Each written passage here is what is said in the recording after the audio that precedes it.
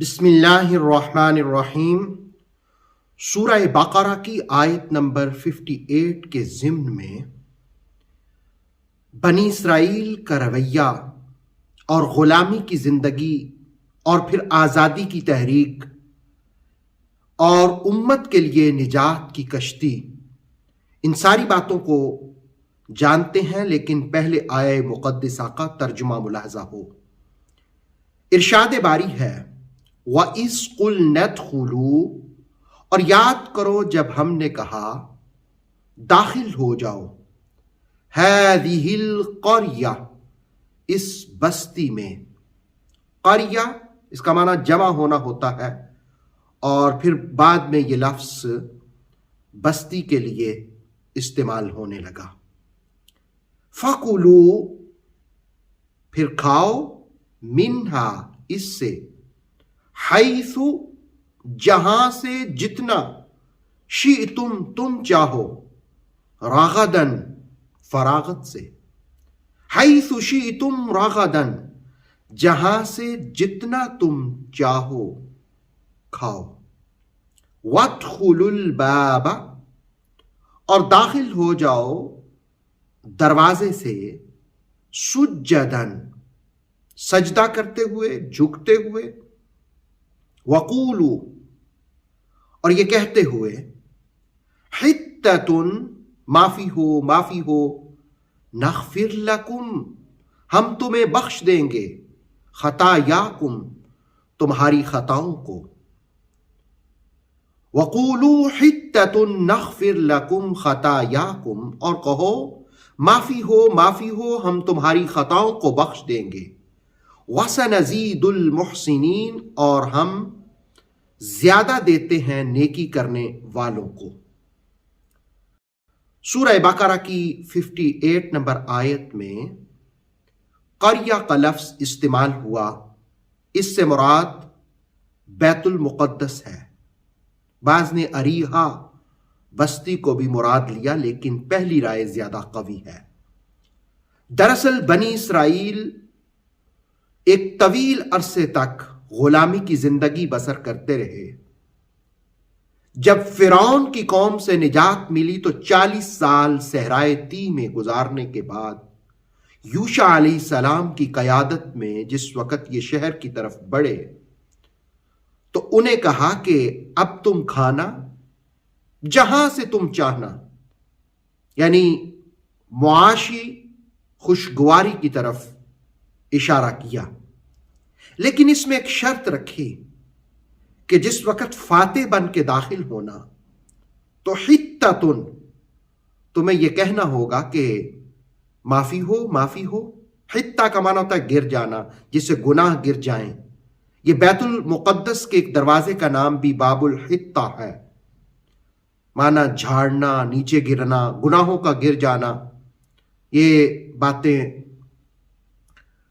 ابو خیان اندلسی نے تفسیر البحر المحیط میں اور انہی کے حوالے سے تفسیر تبصرہ میں، اور فضائل خمسہ اور دائرہ معارف کے حوالے سے بھی ایک حدیث بیان کی گئی کہ رسول اللہ علیہ الصلوۃ والسلام نے فرمایا کہ حضرت مولا علی کرم اللہ وجہ الکریم اس امت کے لیے نجات کی کشتی اور باب حتہ ہے۔ تو ان سے کہا گیا کہ عاجزی انکساری کے ساتھ شہر میں داخل ہونا، سجدہ کرتے ہوئے۔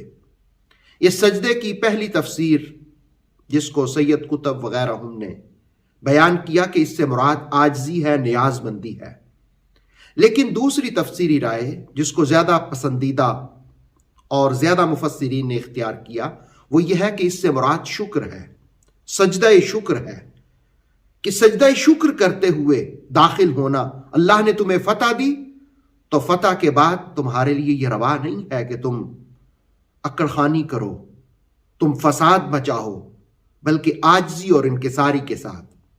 اور تیسرا یہ بھی کہ فتح کے بعد نماز کا قیام یہ شریعت کا بھی مطلوب ہے۔ حضرت ابن عباس نے حضرت عمر رضی اللہ تعالیٰ عنہ کے سامنے اس بات کا ذکر کیا اور آپ نے بھی اس کو پسند کیا۔ آپ رسول اللہ علیہ الصلوۃ والسلام کی سیرت طیبہ کو دیکھیں تو فتح مکہ کے بعد رسول اللہ علیہ السلام جس وقت اونٹنی پر سر جھکائے ہوئے پھر آپ نے غسل کیا اور 8 رکعت چاشت کے ادا کیے، تو دراصل یہی شکرانے کی نماز تھی۔ اس کا مطلب یہ ہے کہ اللہ جس وقت کوئی نعمت دے تو شکر کی روش اور نماز ادا کر کے سجدہ شکر بجا لانا چاہیے۔ اور پھر اس آیت سے یہ بھی سیکھنا چاہیے کہ بنی اسرائیل کا رویہ کیا تھا۔ شرارتاً کچھ لوگوں نے معافی کی بجائے چیزوں کی ہرس میں مبتلا ہو گئے اور ٹانگوں پر ہاتھ مارتے چلے جاتے، یعنی تالیسی کے انداز میں۔ یہ بھی رویہ مناسب نہیں ہوتا۔ اس کا مطلب ہے کہ بگاڑ اور فساد اس کو قرآن پسند نہیں کرتا۔ دیکھا جائے تو بنی اسرائیل کی جو تاریخ ہے، اس کا آغاز ہو یا درمیانی یا آخری حصہ، یہ سب یکساں ہے کہ ان کو بار بار نعمتیں دی جاتی لیکن وہ بار بار ناشکری کرتے۔ قرآن مجید نے ان کی ہسٹری کا وہ حصہ موضوع سخن بنایا جس سے امت مسلمہ کو فائدہ ہو۔ یاد رہے کہ اس آیت کے ضمن میں تفسیر تبصرہ نے اس بات کی طرف بھی اشارہ کیا کہ قوموں کو اپنی عزت کے لیے کوشاں ہونا چاہیے۔ موسیٰ علیہ السلام کا صحرائے طی سے پھر شہر کی جانب سفر، دراصل یہ آزادی کی بحالی ہے، اور آزادی کی بحالی روحانی مشن ہوتا ہے، لیکن آزادی کی آڑ میں فسادات کرنا یہ قابل مذمت ہوتا ہے۔ اس آیت سے یہ بات بھی سیکھی جا سکتی ہے کہ اخلاقیات یہ ہوتی ہیں کہ اپنی غلطیوں کو تسلیم کیا جائے اور پھر معافی کا جذبہ پیدا کیا جائے۔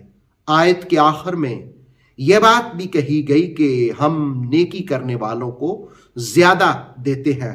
اللہ رب العالمین ہمیں اس آیت کے جو اسباق ہیں، عاجزی، انکساری اور سجدہ شکر بجا لانے کی توفیق عطا فرمائے۔ اللہ ہمیں اپنی غلطیوں پر معافی مانگنے کی بھی توفیق عطا فرمائے، اور اللہ ہمیں کثرت سے نیکیاں کرنے کی توفیق عطا فرمائے۔ اوتھینٹک اسلامک نالج کے لیے نور وحی یوٹیوب چینل کو سبسکرائب کیجئے، بیل آئیکن کو بھی لازمی پریس کریں۔ نور وحی کے فیس بک پیج، ٹک ٹاک اور انسٹاگرام کو بھی فالو اور لائک کیجئے تاکہ ہماری ہر نئی آنے والی ویڈیو آپ تک بر وقت پہنچ سکے۔